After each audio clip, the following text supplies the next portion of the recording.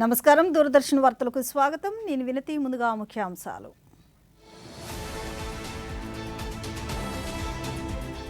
అహ్మదాబాద్లో ప్రారంభమైన తొలి ప్రపంచ యోగాసన ఛాంపియన్షిప్ పోటీలు వర్చువల్గా పాల్గొన్న ప్రధాని నరేంద్ర మోదీ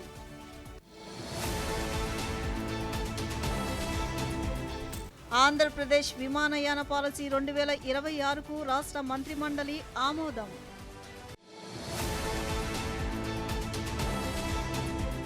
రేపు పర్యావరణ దినోత్సవం సందర్భంగా సైకిళ్లు ఈ సైకిళ్లపై ప్రయాణించాలన్న ముఖ్యమంత్రి Nara Chandrababu Naidu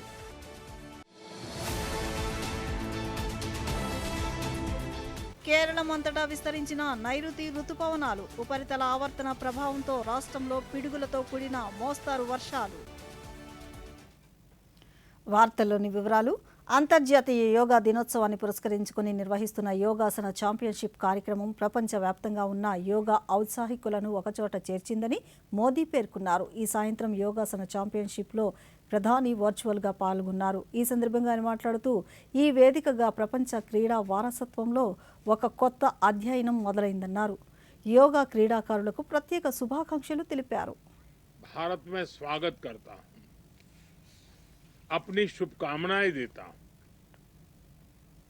Ahmedabad UNESCO world heritage city है और भारत के इस ऐतिहासिक शहर में ये आयोजन पूरे देश के लिए गर्व की बात है. अब से कुछ दिन बाद 21 जून को वर्ल्ड योगा डे भी मनाया जाएगा.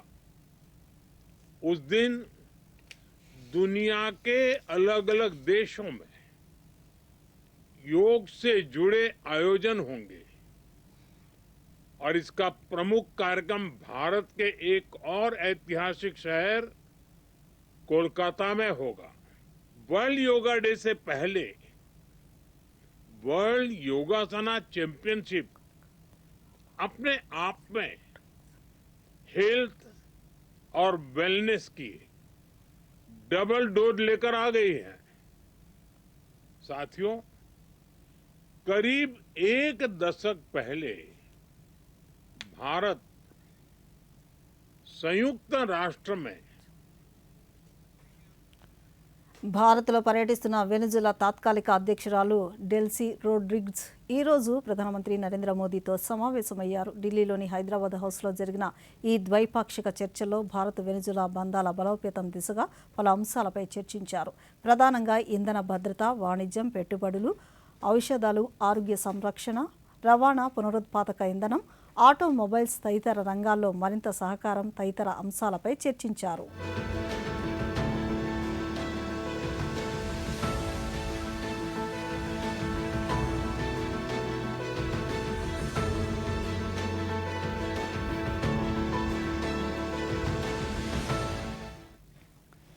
ప్రధానమంత్రి నరేంద్ర మోదీ రేపు గుజరాత్ డామన్లో పర్యటించనున్నారు. తొలుత రేపు మధ్యాహ్నం ప్రధాని సూరత్ జిల్లాలోని హజీరాను సందర్శించి అక్కడ కొనసాగుతున్న పారిశ్రామిక కార్యకలాపాలను, మౌలిక సదుపాయాల ప్రాజెక్టులను సమీక్షిస్తారు. సాయంత్రం సూరత్లో సుమారు 18,800 కోట్ల విలువైన వివిధ అభివృద్ధి ప్రాజెక్టులకు శంకుస్థాపనలు, ప్రారంభోత్సవాలు చేస్తారు. అనంతరం ప్రధాని డామన్ చేరుకుని అక్కడే నమో విమానాశ్రయం కొత్త టెర్మినల్ భవనాన్ని ప్రారంభిస్తారు. అలాగే డామన్లోని నమో ఆసుపత్రిని జాతికి అంకితం చేస్తారు. డామన్లో సుమారు 2,970 కోట్ల విలువైన వివిధ అభివృద్ధి ప్రాజెక్టులకు శంకుస్థాపనలు, ప్రారంభోత్సవాలు చేస్తారు.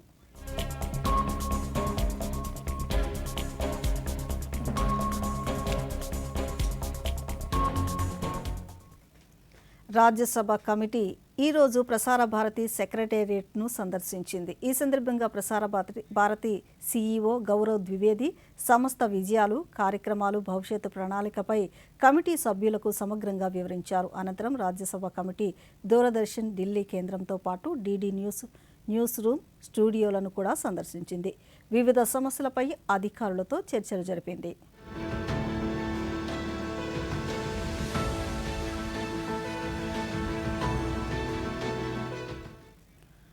ఆంధ్రప్రదేశ్ విమానయాన పాలసీ 2026కు రాష్ట్ర మంత్రిమండలి ఆమోదం తెలిపింది. రాష్ట్రంలో విమానయాన రంగాన్ని సమూలంగా మార్చే లక్ష్యంతో ఈ పాలసీ రూపొందించారు. ముఖ్యమంత్రి నారా చంద్రబాబు నాయుడు అధ్యక్షతన ఈ రోజు రాష్ట్ర సచివాలయంలో జరిగిన మంత్రివర్గ సమావేశం పలు కీలక నిర్ణయాలను తీసుకుంది. మంత్రివర్గ నిర్ణయాలను రాష్ట్ర సమాచార పౌర సంబంధాల శాఖ మంత్రి కొలుసు పార్థసారథి మీడియాకు వెల్లడించారు. కృష్ణా నదీ తీరంలో అమరావతి ప్రాజెక్ట్ టెండర్లకు రాష్ట్ర మంత్రి వర్గం ఆమోదం తెలిపింది. అమరావతి క్వాంటమ్ వ్యాలీకి కేటాయించిన భూముల రిజిస్ట్రేషన్పై స్టాంప్ డ్యూటీ, రిజిస్ట్రేషన్ ఫీజు మినహాయింపు ఇస్తున్నట్లు తెలిపారు. మానవ అవయవాల మార్పిడి చట్టం అమలుకు ఆర్డినెన్స్ జారీ ప్రతిపాదనకు, విశాఖ, చీరాల్లో బీచ్ షాక్స్ ఏర్పాటుకు వీలుగా ఎక్సైజ్ పాలసీ మార్గదర్శకాలకు ఆమోదం తెలిపినట్లు వివరించారు. పకడ్బందీగా నియంత్రించడానికి కేంద్ర ప్రభుత్వం తీసుకున్న the transplantation of human organs and tissues act తోటా 2011 యాక్ట్ నెంబర్ 16 ఆఫ్ 2011ను ఆంధ్రప్రదేశ్లో అమలు చేయడానికి మంత్రిమండలి ఆమోదం తెలిపింది. ఆంధ్రప్రదేశ్లో బీచ్ శాక్స్ కోసం ముసాయిదా ఎక్సైజ్ పాలసీ మార్గదర్శకాలకు మంత్రిమండలి ఆమోదం తెలిపింది. మొదటి దశలో సూర్యలంక బీచ్, చీరాల మరియు విశాఖపట్నంలో ఒక్కొక్క చోట 2 షాక్స్ పైలట్ ప్రాతిపదికన ప్రారంభించి పైలట్ ఫలితాల ఆధారంగా గుర్తించిన ఇతర తీర ప్రాంతాలకు విస్తరించడం జరుగుతుంది.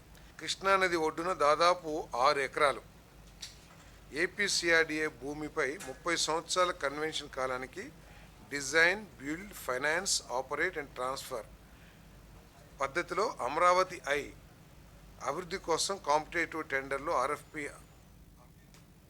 రేపు ప్రపంచ పర్యావరణ దినోత్సవం సందర్భంగా అందరం కలిసి ఒక సంకల్పం చేద్దామని భూమి మన ఇల్లు, ప్రకృతి మన జీవనాధారమని ముఖ్యమంత్రి నారా చంద్రబాబు నాయుడు పేర్కొన్నారు.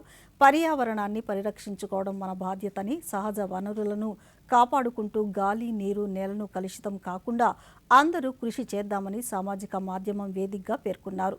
పచ్చదనం పెంపు, ఇంధన వనరుల పొదుపుగా వినియోగించడం అవసరమని, అందులో భాగంగా ప్రపంచ పర్యావరణ దినోత్సవం సందర్భంగా జూన్ 5న ఈ సైకిళ్లపై ప్రయాణిద్దామని, ప్రతి ఒక్కరూ ఒక మొక్క నాటుదామని సూచించారు.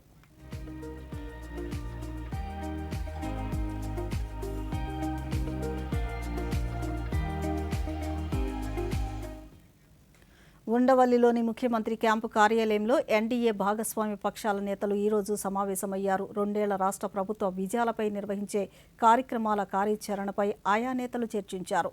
ముఖ్యమంత్రి చంద్రబాబు నాయుడు, ఉప ముఖ్యమంత్రి కె పవన్ కళ్యాణ్, బీజేపీ రాష్ట్ర అధ్యక్షుడు పివిఎన్ మాధవ్, మంత్రి నాదెండ్ల మనోహర్ తదితరులు ఈ సమావేశంలో పాల్గొన్నారు.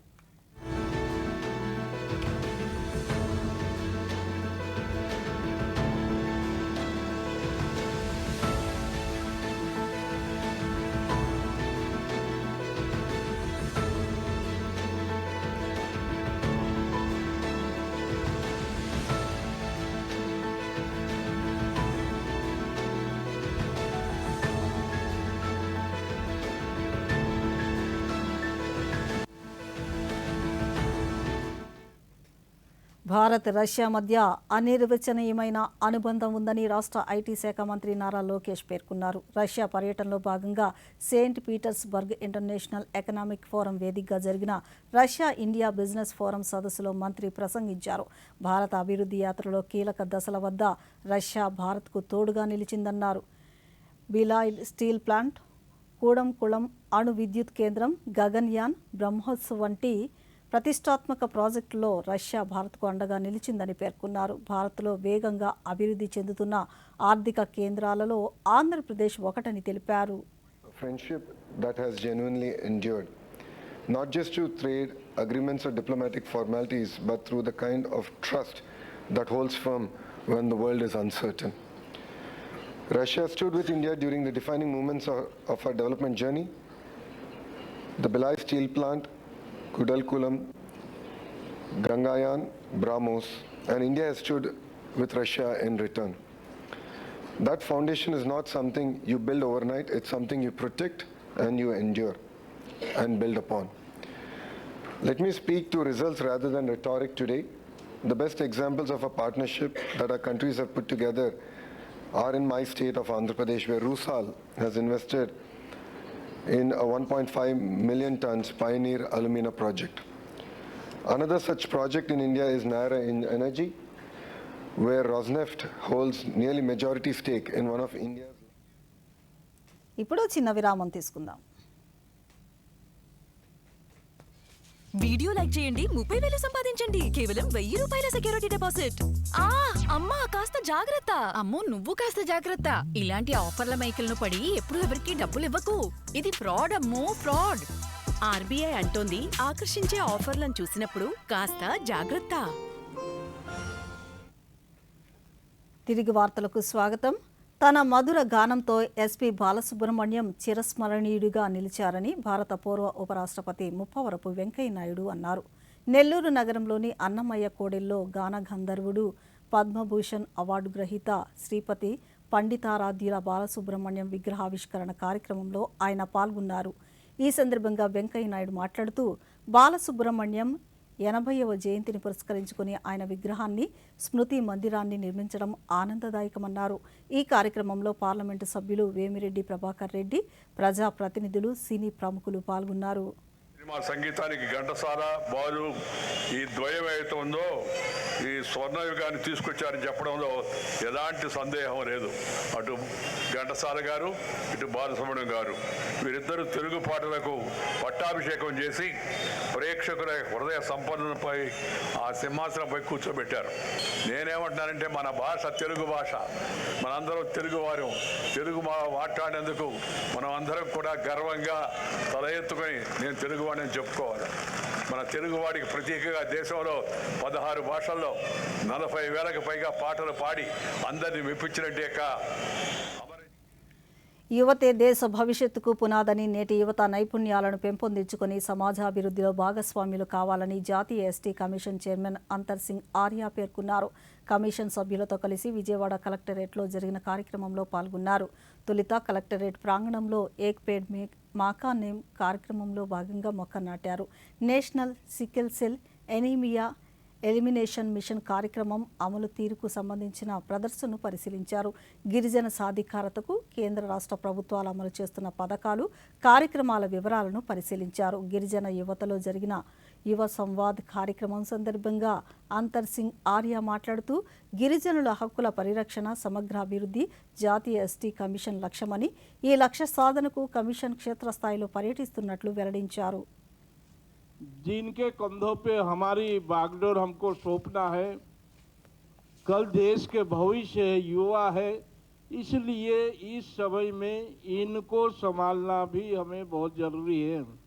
माननीय प्रधानमंत्री जी भी युवा के ऊपर जोर दे रहे हैं. अपनी मन की बात में भी कई बार युवा का जिक्र हुआ है, और जो परीक्षा पे जो चर्चा होती है विशेषकर प्रधानमंत्री जी ये चर्चा करते हैं. और हम चारों सदस्य पूरे देश के अंदर जब दौरा करते हैं, हम इस ప్రత్యేక సమగ్ర సవరణ సార్ కార్యక్రమంపై రాజకీయ పార్టీలు పూర్తిగా అవగాహనతో ఉండాలని పశ్చిమ గోదావరి జిల్లా కలెక్టర్ చదలవాడ నాగరాణి తెలిపారు. భీమవరంలో వివిధ రాజకీయ పార్టీల ప్రతినిధులతో ఓటర్ల జాబితా ప్రత్యేక సమగ్ర సవరణ కార్యక్రమంపై సమీక్ష సమావేశాన్ని నిర్వహించారు. ఈ సందర్భంగా జిల్లా కలెక్టర్ మాట్లాడుతూ ప్రజాస్వామ్య వ్యవస్థ బలోపేతానికి ఖచ్చితమైన, పారదర్శకమైన ఓటర్ల జాబితా అత్యంత ముఖ్యమన్నారు. జిల్లాలో ఓటర్ల మ్యాపింగ్ ప్రక్రియను అత్యంత జాగ్రత్తగా నిర్వహించాలని అధికారులకు సూచించారు.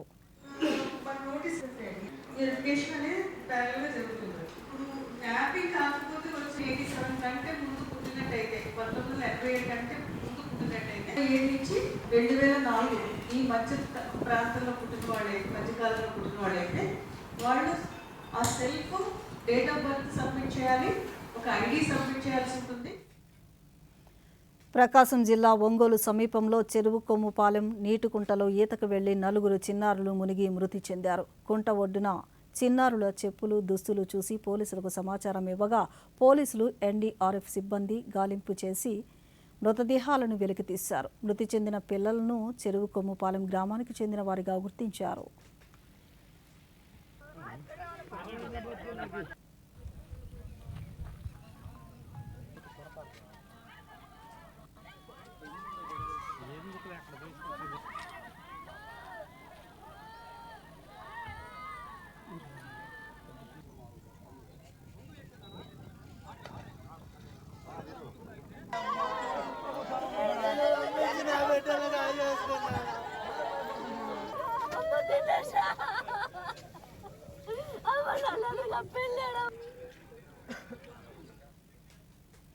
ప్రతి చిన్నారికి జీవితంలో అత్యుత్తమ ఆరంభాన్ని అందించడమే ప్రభుత్వ లక్ష్యమని రాష్ట్ర మహిళా అభివృద్ధి శిశు సంక్షేమ శాఖ మంత్రి గుమ్మిడి సంధ్యారాణి పేర్కొన్నారు.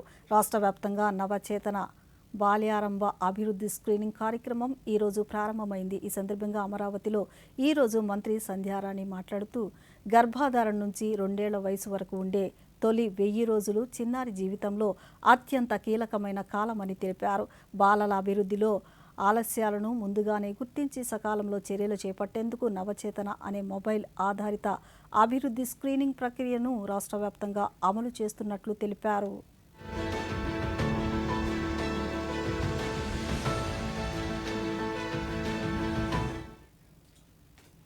కోవిడ్ మహమ్మారి కారణంగా తల్లిదండ్రులను కోల్పోయిన పిల్లల భవిష్యత్తుకు ప్రభుత్వం అన్ని విధాలుగా అండగా ఉంటుందని కాకినాడ జిల్లా కలెక్టర్ ఎంఎన్ హరీందర్ ప్రసాద్ తెలిపారు. కాకినాడ కలెక్టరేట్లో మహిళాభివృద్ధి శిశు సంక్షేమ శాఖ ఆధ్వర్యంలో నిర్వహించిన పీఎం కేర్స్ ఫర్ చిల్డ్రన్ లబ్ధిదారుల సమావేశంలో జిల్లా కలెక్టర్ పాల్గొన్నారు. బాలల విద్య, ఆరోగ్యం, సంరక్షణ పరిస్థితులను అడిగి తెలుసుకున్నారు. ఈ సందర్భంగా కలెక్టర్ మాట్లాడుతూ పీఎం కేర్స్ లబ్ధిదారులు క్రమశిక్షణతో చదువుపై దృష్టి సారించి ఉన్నత లక్ష్యాలు సాధించాలని సూచించారు.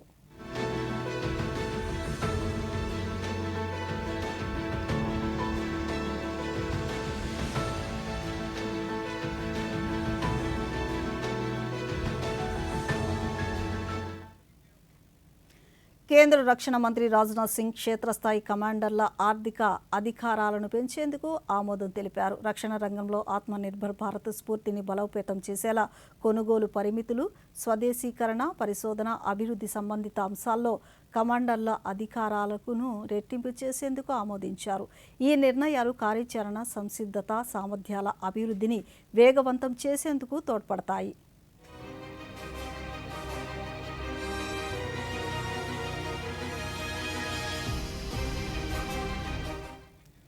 కేంద్ర ఆర్థిక మంత్రి నిర్మలా సీతారామన్ కర్ణాటకలోని యాదగిరి జిల్లాలో రైతు శిక్షణ, ఉమ్మడి సౌకర్యాల కేంద్రాన్ని ఈరోజు ప్రారంభించారు. స్థానిక రైతులకు వ్యవసాయ నైపుణ్యాలను మెరుగుపరచడం, ఉత్పాదకతను పెంచడం, ఉమ్మడి మౌలిక సదుపాయాల మద్దతును అందించడమే లక్ష్యంగా ఈ కేంద్రాన్ని ఏర్పాటు చేశారు. ఆధునిక వ్యవసాయ పద్ధతులు, మార్కెట్ అనుసంధాన అవకాశాల్లో శిక్షణ పొందడానికి రైతులకు ఈ కేంద్రం సహాయపడుతుందని అధికారులు కేంద్ర మంత్రికి వివరించారు.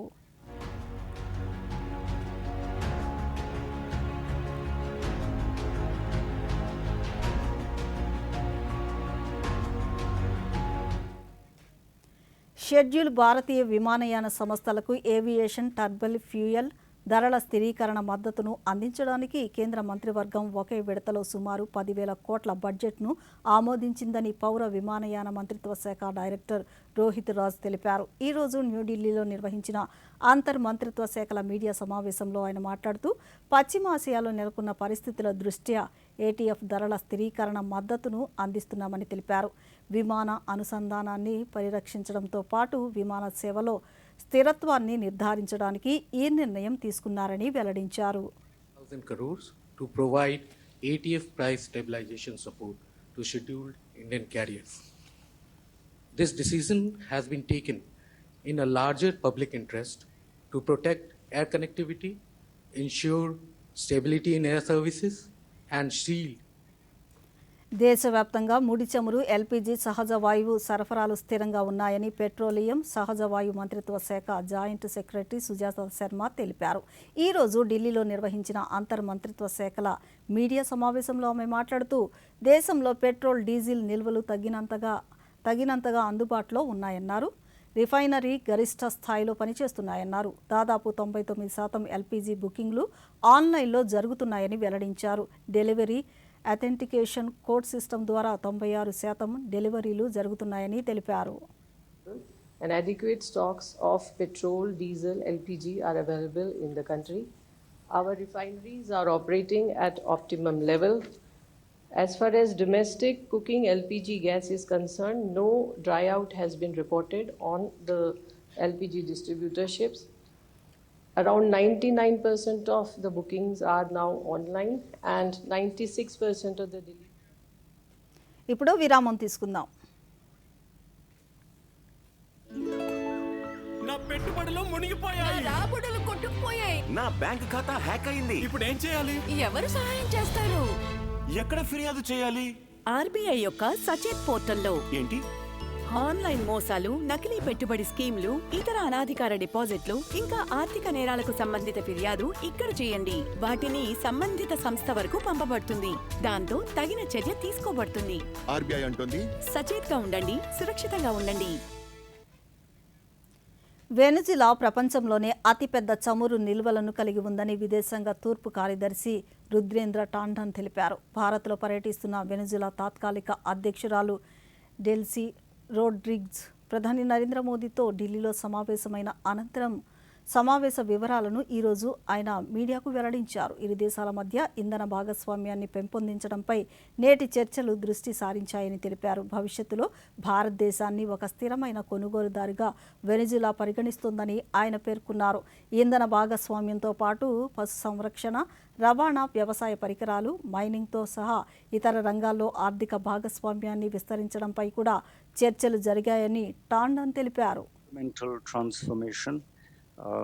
They see India as a stable demander for many years to come, and therefore there exists a perfect complementarity for India and Venezuela to work in the energy sector, both upstream as well as downstream. The discussions also went into broadening the economic partnership to other areas. Venezuela is a very large country which is resource rich, has talented, hardworking people that is now showing the first signs to moving to a path of sustained growth. So there are huge opportunities, not just in the energy sector, but also in areas like mining, in areas like animal husbandry, transportation. ఉత్తరప్రదేశ్లోని వారణాసిలో bricks cultural working group ఈ రోజు సమావేశం నిర్వహించింది. భారత ఆతిథ్యంలో ఈ సమావేశం నిర్వహించడం ఇది రెండోసారి. దేశంలోని కళాకారులు, చేతి వృత్తి నిపుణులకు ప్రపంచవ్యాప్తంగా వ్యాపార అవకాశాలను విస్తృతపరచడానికి బ్రిక్స్ కల్చరల్ వర్కింగ్ గ్రూప్ సమావేశాన్ని వారణాసిలో నిర్వహిస్తున్నామని కేంద్ర సాంస్కృతిక మంత్రిత్వ శాఖ కార్యదర్శి వివేక్ అగర్వాల్ అన్నారు. దీని ద్వారా ఉపాధి అవకాశాలు మెరుగుపడతాయన్నారు. हम एक ऐसे प्लेटफॉर्म को बनाने की कोशिश करते हैं जिसमें जो सारे मेंबर कंट्रीज़ हैं उनके यहाँ भी जो आर्टिस्ट और आर्टिसंस हैं और जो क्रिएटिव इंडस्ट्री के भागीदार हैं उनको विजिबिलिटी मिले और उनको बाज़ार भी मिले. उसी तरह जो भारत के आर्टिस्ट और आर्टिसंस हैं उनको विश्व के बाज़ार के साथ साथ प्राइमरी तरीके से जो ब्रिक्स कंट्रीज़ हैं उनसे बहुत अच्छा सहयोग अगर मिलेगा तो हमारा जो पूरा धरोहर है जिसकी हम जो सस्टेनेबल एम्प्लॉयमेंट जनरेशन में.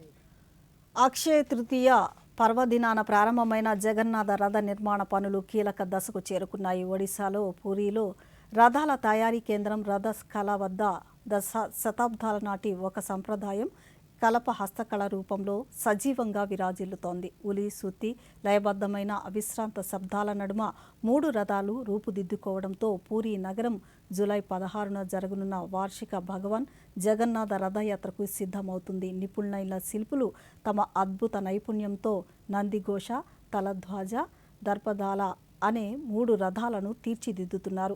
వార్షిక జగన్నాథ రథయాత్ర సందర్భంగా జగన్నాథుడు సోదరుడు బలభద్రుడు, సోదరి సుభద్రల సమేతంగా ఈ రథాల్లో ఊరేగనున్నారు.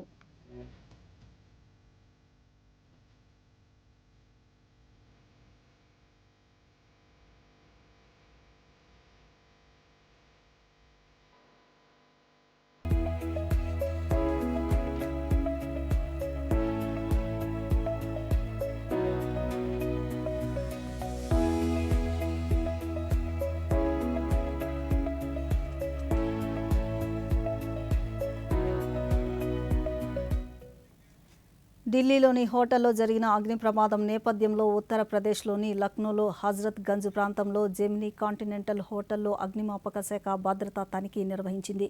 అధికారులు, సిబ్బంది అగ్నిమాపక ఏర్పాట్లను, అత్యవసర పరిస్థితులను ఎదుర్కొనేందుకు ఉన్న సంసిద్ధతను తనిఖీ చేశారు.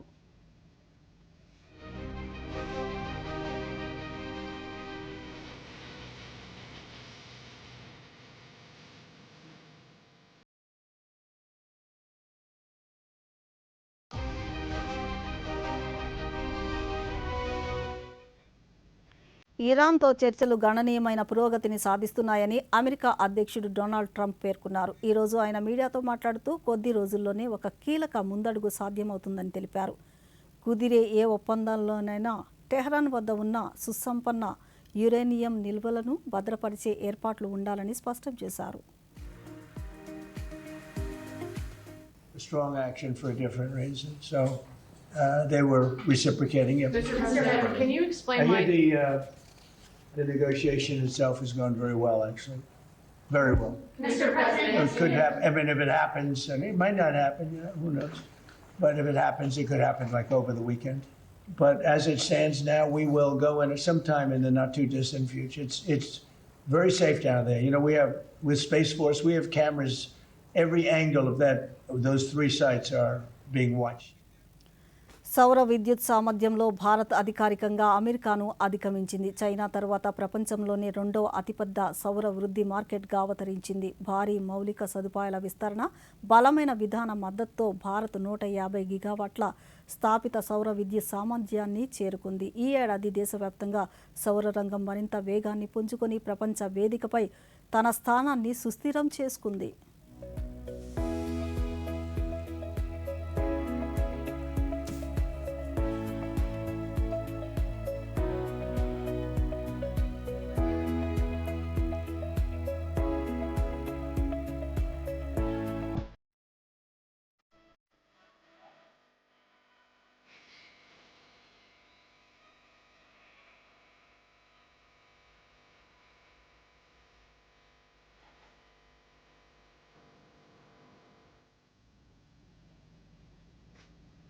అంగారక గ్రహ వాతావరణం పరిణామాన్ని అధ్యయనం చేసే మిషన్ను ముగిస్తున్నట్లు నాసా ప్రకటించింది.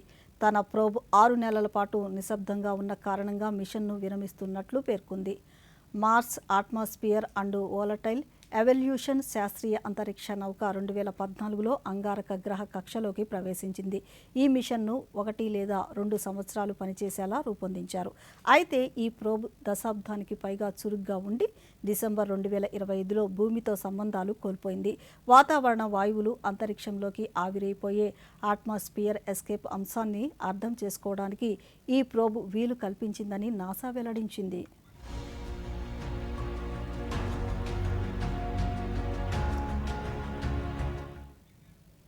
కువైట్ అంతర్జాతీయ విమానాశ్రయంపై జరిగిన దాడిలో మరణించిన భారత జాతీయుడు పార్థివ దేహాన్ని ఉంచిన శవాగారాన్ని కువైట్లోని భారత రాయబారి పరామిత త్రిపాఠి సందర్శించారు. ఈ సందర్భంగా దాడిలో గాయపడి చికిత్స పొందుతున్న భారతీయులను ఆమె పరామర్శించారు. బాధితులకు అండగా ఉంటామని హామీ ఇచ్చారు. కువైట్ విమానాశ్రయంపై జరిగిన డ్రోన్ దాడిని భారత ప్రభుత్వం ఖండిస్తూ అధికారిక ప్రకటన విడుదల చేసింది.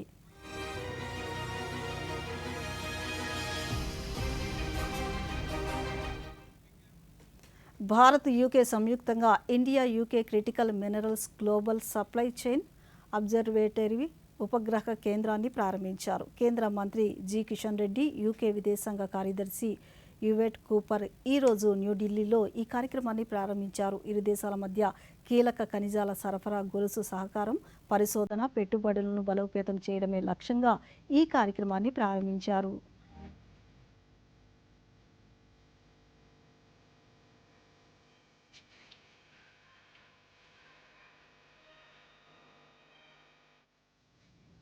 నైరుతి రుతుపవనాలు కేరళం అంతటా విస్తరించాయి. దక్షిణ తమిళనాడులో కొన్ని ప్రాంతాలను రుతుపవనాలు తాకాయి. కేరళంలో భారీ వర్షాలు కురుస్తున్నాయి. దీంతో వాతావరణ శాఖ ఆరెంజ్ అలర్ట్ జారీ చేసింది. మరోవైపు రాష్ట్రంలో ఉపరితల ఆవర్తనం ప్రభావంతో అక్కడక్కడ పిడుగులతో కూడిన తేలికపాటి వర్షాలు పడే అవకాశం ఉందని రాష్ట్ర విపత్తుల నిర్వహణ సంస్థ మేనేజింగ్ డైరెక్టర్ ప్రఖర్ జైన్ తెలిపారు. రాగల 24 గంటల్లో పోలవరం, కాకినాడ, తూర్పుగోదావరి, ఏలూరు, కృష్ణా, ఎన్టీఆర్, గుంటూరు జిల్లాల్లో అక్కడక్కడ పిడుగులతో కూడిన తేలికపాటి నుంచి మోస్తరు వర్షాలు కురిసే అవకాశం ఉందని తెలిపారు.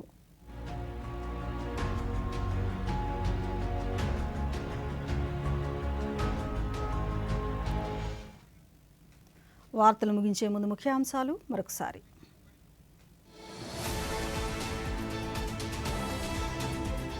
అహ్మదాబాద్లో ప్రారంభమైన తొలి ప్రపంచ యోగాసన ఛాంపియన్షిప్ పోటీలు వర్చువల్గా పాల్గొన్న ప్రధాని నరేంద్ర మోదీ.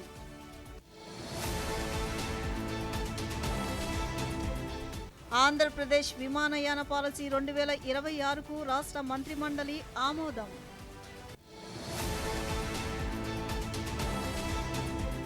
రేపు పర్యావరణ దినోత్సవం సందర్భంగా సైకిళ్లు, ఈ సైకిళ్లపై ప్రయాణించాలన్న ముఖ్యమంత్రి నారా చంద్రబాబు నాయుడు.